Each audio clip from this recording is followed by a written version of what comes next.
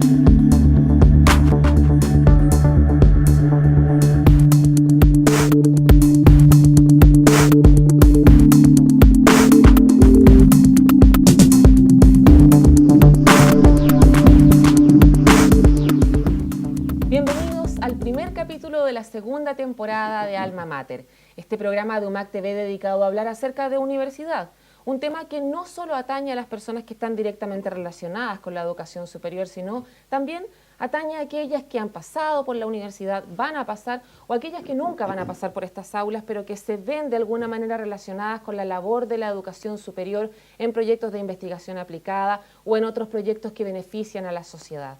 De eso queremos hablar nosotros en Alma Mater nuevamente este año 2013. Y en esta ocasión, a propósito de hace pocos días unas reuniones que hubo muy importantes aquí en Punta Arenas por parte de los rectores de universidades estatales, regionales y del Consejo de Rectores. Queremos saber qué novedades salieron de esos encuentros que puedan interesarnos a nosotros como comunidad.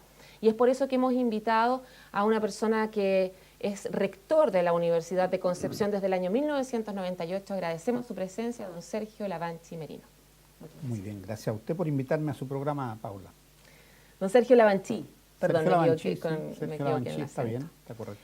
Usted, bueno, le cuento que este programa tiene como misión acercar el tema de la educación superior a las personas.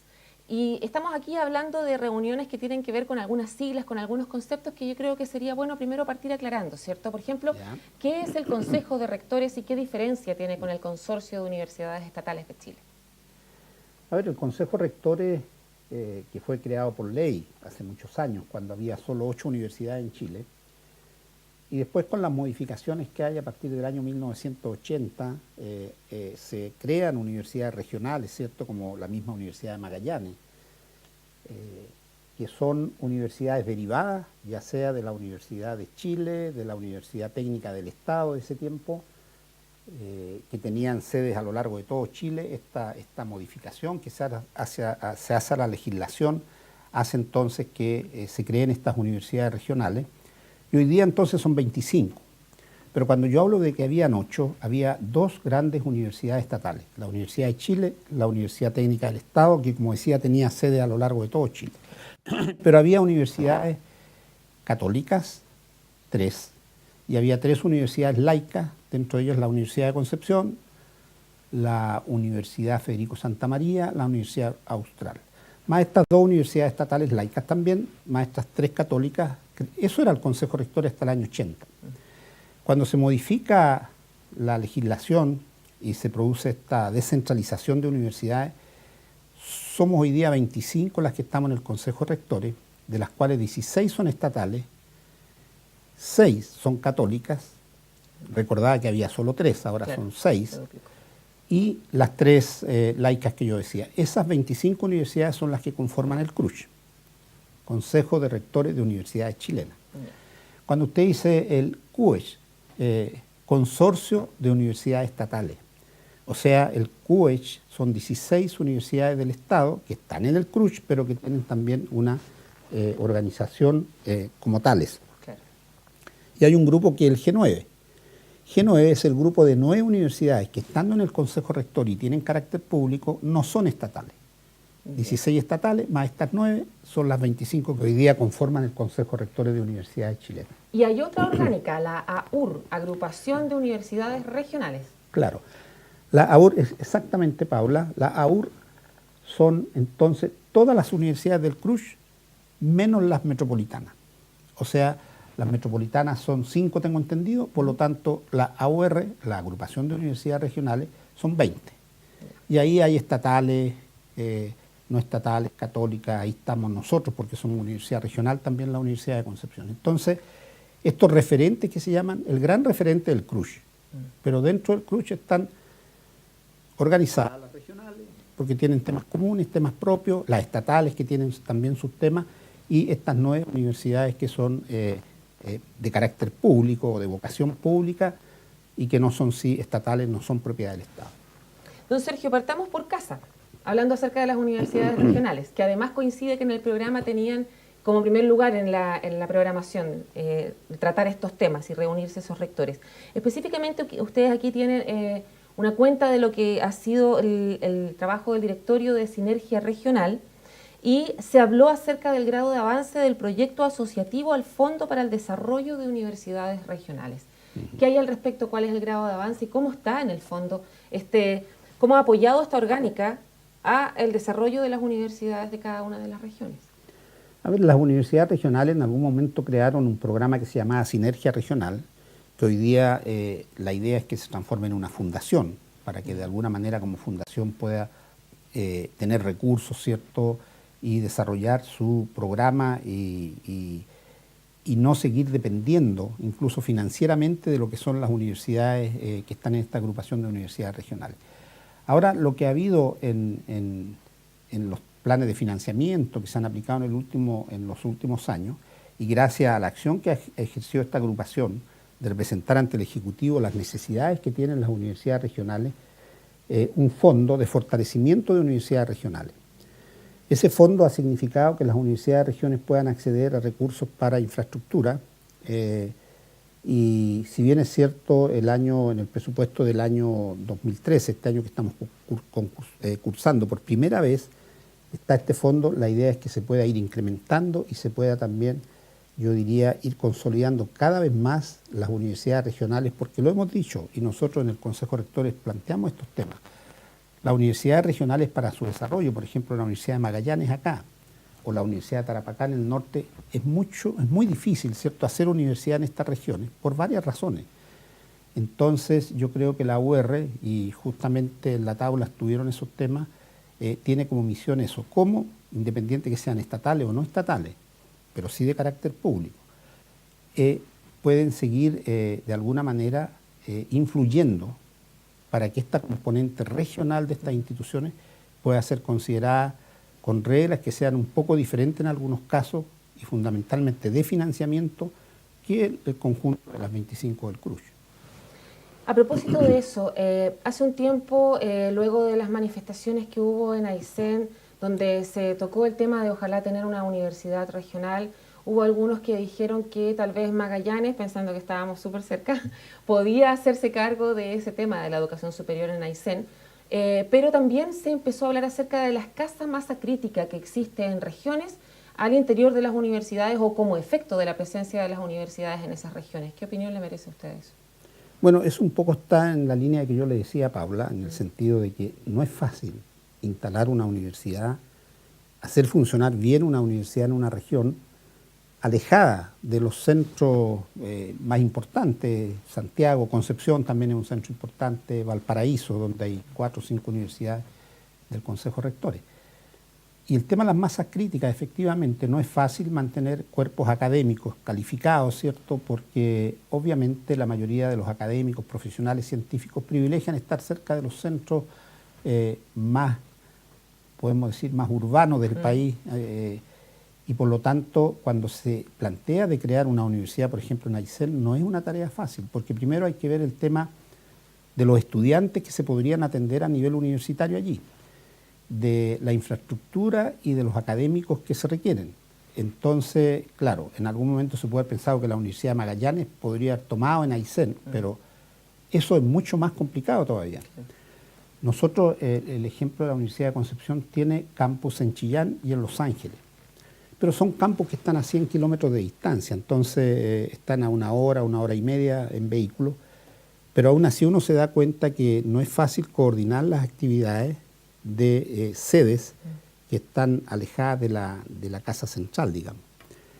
Yo creo que Aysén, claro, es un tema de todas maneras porque muchas regiones quieren tener universidades. Allá más cerca de Santiago, Rancagua quiere tener una universidad. Pero yo creo que hay que estudiar muy bien eso porque, como le decía Paula, no es fácil. Y no es fácil hacer sustentable la universidad en esa región.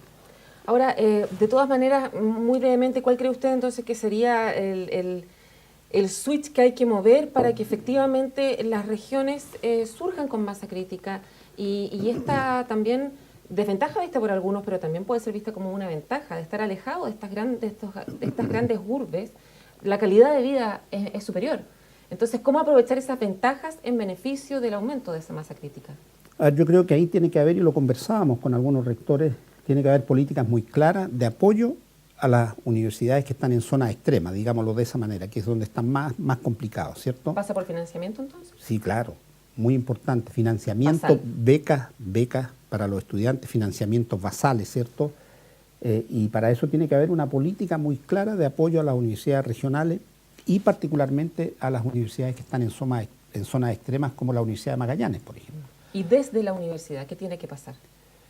Yo creo que las universidades tienen que tener primero sus planes de desarrollo estratégico, considerando el entorno, la realidad de su región, la realidad de sus estudiantes, la realidad socioeconómica de la familia, y ese plan de desarrollo estratégico que tiene que contemplar cosas como, por ejemplo, cuáles son las carreras que hay que impartir, cuáles son las carreras que se necesitan, cuáles son las que tienen más pertinencia para que una universidad que está en una región imparta esas carreras y no suceda muchas veces, ¿cierto?, que ahí viene algunos de los problemas, que sean carreras que no tienen empleabilidad en la propia región, partiendo por la propia región, o en otras regiones, por supuesto, pero generalmente el estudiante de la región a lo que aspiraría en general, no digo todos, pero en general, trabajar en los temas productivos, en los temas de desarrollo de la propia región. Entonces las universidades lo que tienen que tener un plan de desarrollo estratégico muy claro también para su acción en lo educativo, en lo de posgrado y en lo de investigación, realizarlo. Por ejemplo, ayer nos mostraban de la Universidad de Magallanes que está haciendo programas de investigación, por ejemplo, con el tema de las ovejas, temas reproductivos, temas genéticos, temas de producción de queso de oveja como un producto de calidad, ¿cierto? Entonces se ve que la Universidad de Magallanes está apuntando a temas de acá de la región en su desarrollo científico y tecnológico. Vamos por la identidad y por el patrimonio. Exactamente. Bueno, vamos a conocer también un poco más acerca de nuestra universidad en este espacio que tenemos en Alma Mater para dar a conocer un reportaje a las personas que nos están viendo que tiene que ver con lo que se hace aquí dentro de esta casa de estudios. Los invitamos entonces a ver este trabajo.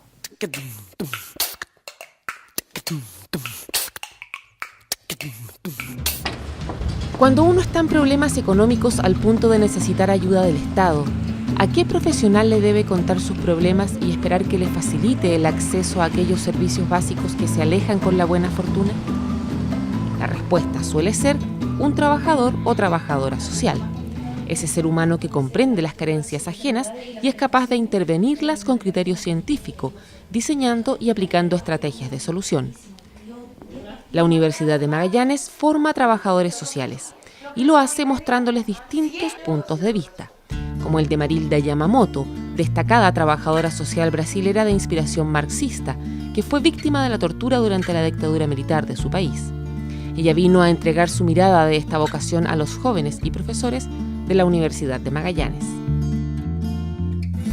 Nosotros entendemos que el trabajador social es un profesional que va a actuar en las relaciones entre el Estado y la sociedad civil, a nivel de tiene como base la cuestión social, las manifestaciones múltiples de la cuestión social en la salud, en la educación, en la habitación, en las diferentes dimensiones de la vida, y que tiene en la política social una mediação fundamental de seu trabalho. Então, nós outros somos profissionais que atuamos em la execução, formulação, avaliação das políticas públicas, especialmente das políticas sociais. Somos profissional que também atuamos em el atendimento a las famílias, a los movimentos sociais, em las necessidades da gente para reconhecer seus direitos, especialmente os direitos sociais, e viabilizar meios de sua efetivação, não? Então, a carreira em Brasil tiene un compromiso con los derechos sociales. Esa es la imagen social de la profesión en la sociedad. Marilda estudió durante 3 años a 250 oficinas de trabajo social en Brasil, con la Asociación de Enseñanza e Investigación en Trabajo Social, para elaborar un currículo nacional para todas las universidades brasileras que imparten la carrera. Esa experiencia la puso ahora al servicio del rediseño de la malla de trabajo social en la UMAG.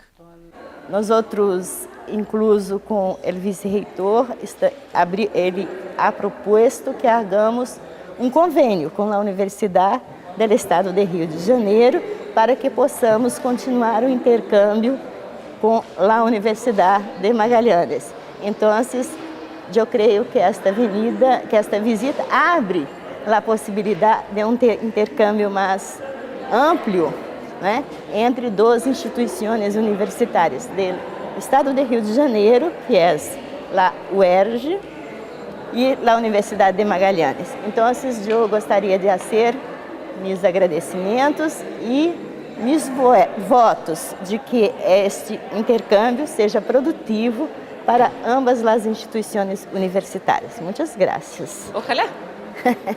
Brasil es el país latinoamericano más desarrollado en el área del trabajo social, según los profesores que trajeron a Marilda. Por eso también se aprovechó la instancia para comparar la realidad brasilera con la nuestra. Según Yamamoto, en su país el Estado prevalece más que en Chile, donde se han ido privatizando los servicios sociales. ¿Cuáles son los desafíos entonces para el trabajador social en este contexto? Eu creio que temos vários desafios. Primeiro, eu creio que o trabalhador social não é apenas um profissional que deva saber fazer. Creio que a profissão tem uma dimensão importante de ação social, mas este momento da sociedade exige de nós outros uma capacidade de compreensão da vida social, de análise da sociedade. Então, a proximidade do trabalho social e das ciências sociais é muito forte. Nós outros nos alimentamos teoricamente dos conhecimentos das ciências humanas, das ciências sociais e incluso do trabalho social. Então, o primeiro desafio é ter competência para a ação social que supõe uma compreensão da vida social para poder propor estratégias políticas públicas, contribuir na formulação, execução e avaliação dessas políticas e também na assessoria aos grupos da sociedade civil que requeiram nossa ação profissional. Esse eu creio que é um grande desafio e o compromisso com os valores importantes da vida humana, não? A democracia, os direitos sociais, os direitos humanos. Neste campo estamos como trabalhadores sociais.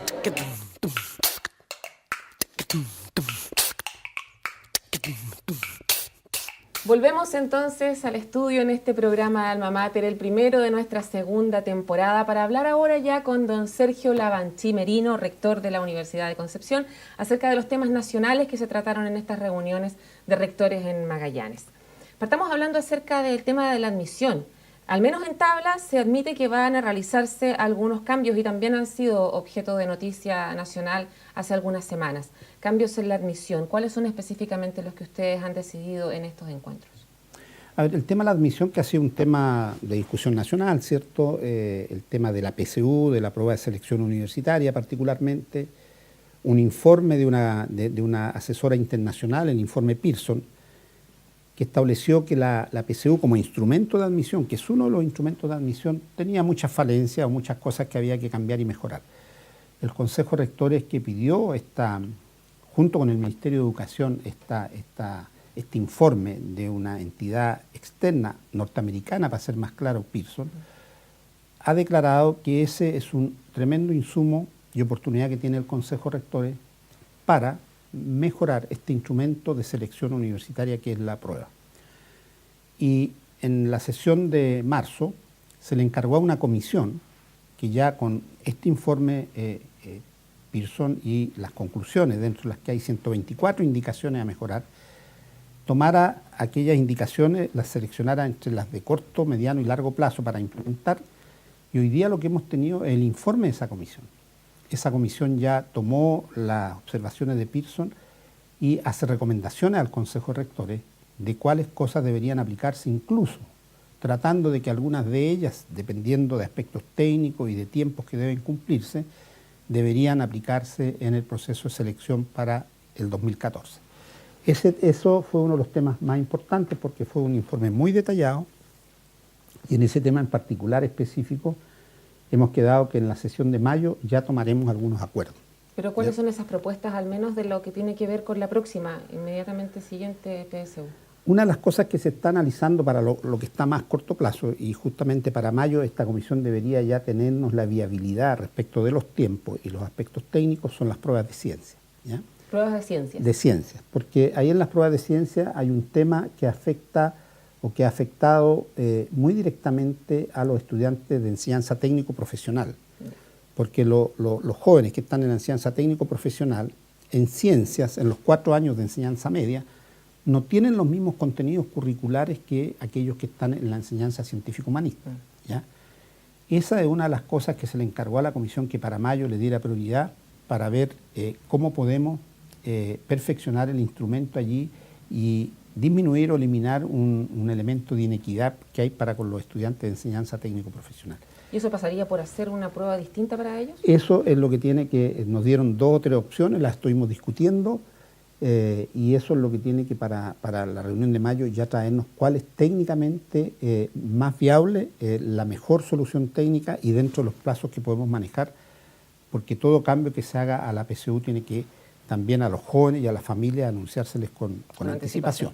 Ese fue uno de los temas más interesantes que tratamos porque hay un compromiso incluso con el Ministerio. Estuvo el jefe de la Educación Superior ahí presente en la reunión, don Juan José Ugarte. Y es uno de los temas muy importantes porque usted se recuerda que, Paula, que se ocupó la prensa cuando salió el informe Pearson y se dijo la PSU no sirve para nada, poco menos, no es tan así. Hay que perfeccionarla, hay que mejorarla, pero es un instrumento de selección que es transparente, que no es discriminatorio, salvo algunos elementos como este que habría que resolver.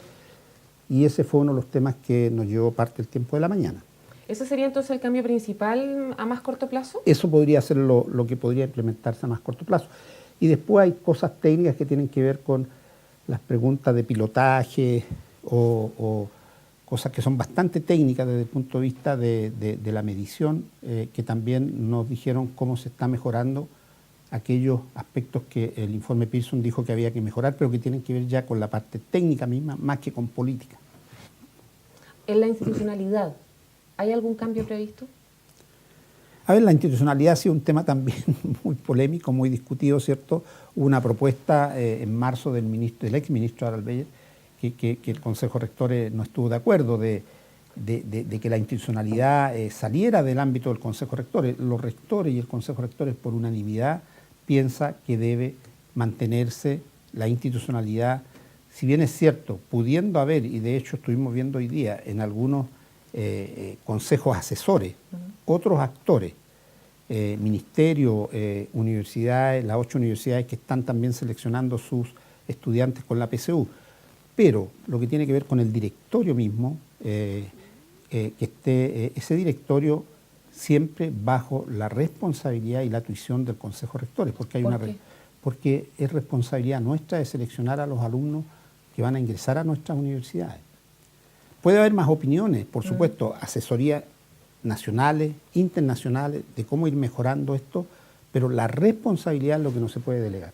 La responsabilidad nunca se delega, se podrá delegar funciones, se podrán delegar otras cosas, y ese ha sido como el leitmotiv de por qué el directorio debería, de acuerdo a lo que se discutió hoy día en el Consejo de Rectores, quedar bajo la responsabilidad del Consejo de Rectores. Se tocó el tema, al menos en pasillos, de todo lo que fue este suceso de la destitución del exministro Harald Beyer y las expectativas de negociación que pudieran haber con la nueva ministra Carol Smith. No, ni siquiera en pasillo. Yo por lo menos no toqué el tema. No supe que se haya tocado el tema de la destitución del ministro. Ya antes el Consejo de Rectores no había sido presidente como consejo, digamos, independiente que un rector opinara personalmente lo que quiera, está siempre en su libertad, pero como CRUSH hemos sido presidentes de eso, antes y después, y lo que sí hay hoy día, por supuesto, es una carta a la nueva ministra solicitando una reunión con el Comité Ejecutivo del Consejo de Rectores, porque tenemos que ya comunicarnos con ella, ir a presentarnos también, ir a saludarla, y ahí conversar sobre estos temas, que son los que están en la agenda y en la tabla, ¿cierto?, de lo que debe ser el trabajo del Ministerio y del CRUCH en los próximos meses. ¿El lucro está entre esos temas?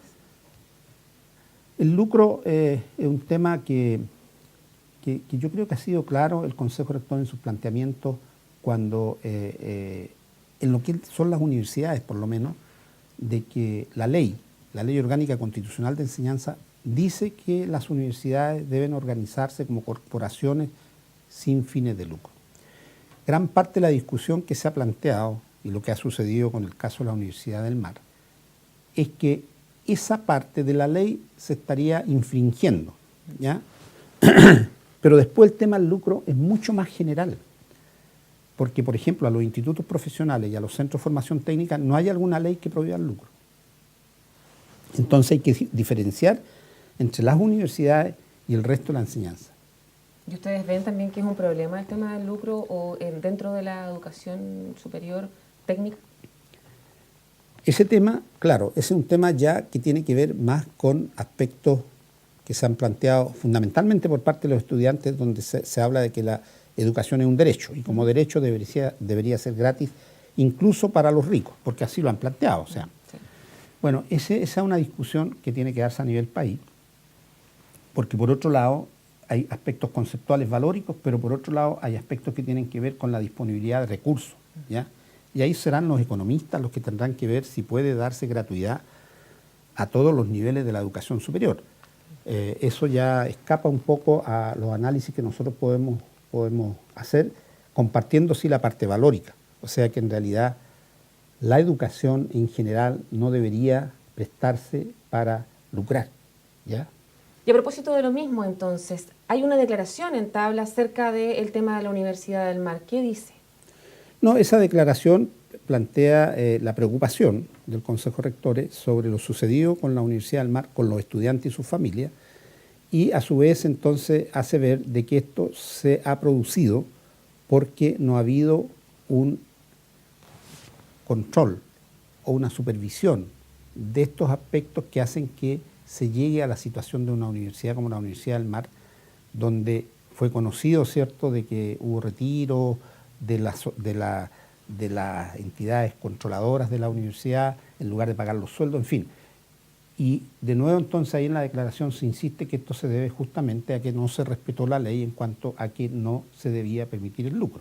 Y por lo tanto el planteamiento que se hace en esa declaración es muy general respecto al lucro y de que por no haber supervisión ni control respecto de esto se produce lo que se produjo con la Universidad del Mar. ¿Superintendencia entonces es vital ahora? Para Superintendencia es uno de los proyectos que está puesto por el Ejecutivo en el Congreso, sin embargo ahí tenemos problemas porque hay opiniones distintas respecto de la forma como está concebido ese proyecto de ley, que según opinión incluso de juristas, las atribuciones de fiscalización y de sanción que tendría esa superintendencia, incluso se le lleva a extremos que habrá que ver si están así, que serían menos atribuciones incluso que las que actualmente tiene el Ministerio de Educación con las leyes actuales. Por otro lado también... O sea que tiene cara de fiscalizar, pero no fiscaliza. Claro, si es una superintendencia que no tiene las atribuciones, pero muy claras de fiscalizar y de sancionar, pasa a ser una superintendencia que no va a cumplir su rol. Incluso hay temas ahí que causan inquietud de que al final, por ejemplo, en el caso de sanción a una universidad, se podrá recurrir a los tribunales de justicia y cuando llegamos a los tribunales eso puede demorar. En fin, hay muchos elementos que dilatarse, que hay que ver en ese proyecto de ley y donde ya hay opinión y el Consejo de Rectores tiene esas opiniones. Y el Ejecutivo ya dijo que no los va a sacar y que van a seguir en el Parlamento. O sea, opciones de poder modificarlos fuera no hay. No, fuera no hay porque justamente los estudiantes le pidieron a la nueva ministra que se retiraran los proyectos. El Ejecutivo ha dicho que no se van a retirar y que la discusión debe darse en el Parlamento. ¿Y ustedes qué opinan acerca de eso? Mire, la verdad es que si en el Parlamento hay garantía de que se pueda modificar lo que allí está a través de las indicaciones que puedan hacer los propios estudiantes que son invitados, los rectores, todos los actores, si hay garantías de que puedan modificarse aquellos aspectos con el voto de los legisladores, puede ser un camino más rápido que retirar los proyectos y volver a foja cero. Muy agradecida entonces, No, don pues, Sergio muchas gracias a usted, Tabanchi, Paula. por haber venido. Muchas gracias. Y gracias a ustedes también por acompañarnos una vez más en este programa que vuelve a su pantalla. Alma Mater por UMAC TV. Hasta la próxima.